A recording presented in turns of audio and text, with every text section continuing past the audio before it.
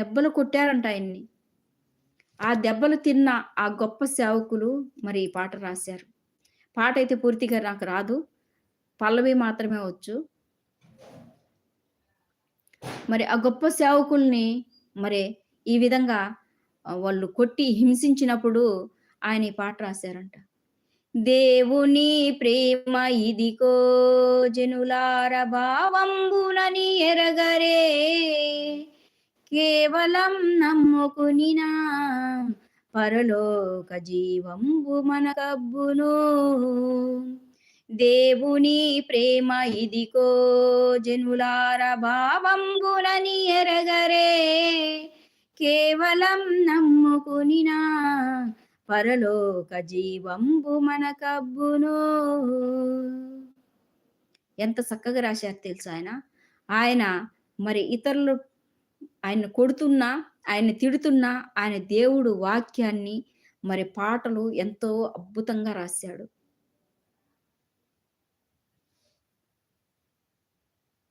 ప్రియమైన దేవుని బిడ్డ, ఒకవేళ దేవుడు గురించి ఇంకా తెలుసుకోవాలనుకుంటే ఎక్కువ బైబిల్ చదవడం నేర్చుకోండి.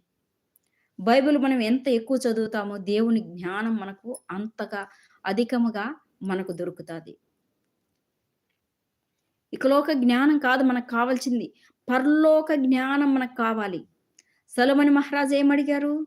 దావీదు కుమారుడైన సొలొమోను మహారాజు మరి ఆయన సన్నిధిలో ఉపవాసం ఉండి కన్నీటి ప్రార్థన చేసినప్పుడు దేవుడు వచ్చి, "నీకు ఏమి కావాలనో కోరుకో నా ప్రియమైన కుమారుడా, నీ ప్రార్థన నా సన్నిధికి చేరి ఉన్నది" అని చెప్పేసని దేవుడు అన్నప్పుడు సొలొమోను మహారాజు ఆయన ఆస్తి గాని, అంతస్తు గాని, ధనము గాని ఏమి గాని కోరుకోలేదు.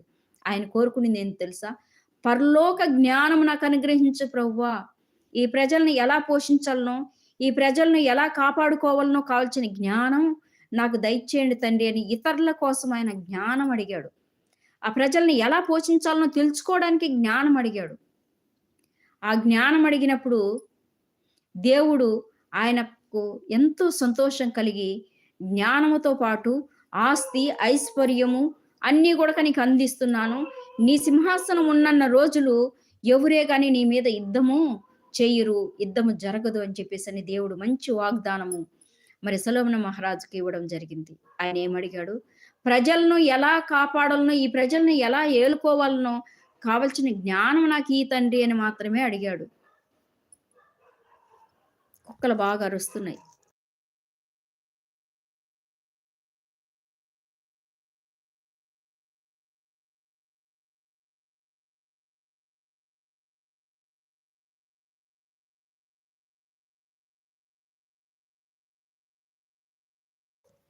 పల్లెటూరు గదండీ! కుక్కలు బాగా అరుస్తున్నాయి. ఏమనుకోవద్దు. కుక్కల సౌండ్ ఇనపడతా ఉంటది. డిస్టర్బ్‌గా ఉంటది మీకు. అందుకనే సౌండ్ ఒక్కొక్కసారి కట్ చేస్తున్నాను.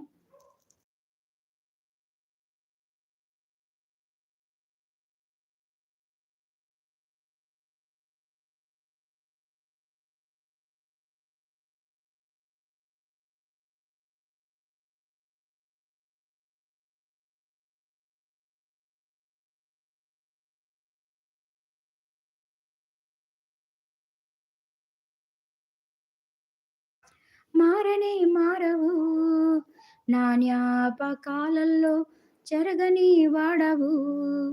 నిన్న నేడు నిరంతరం మారనే మారవు.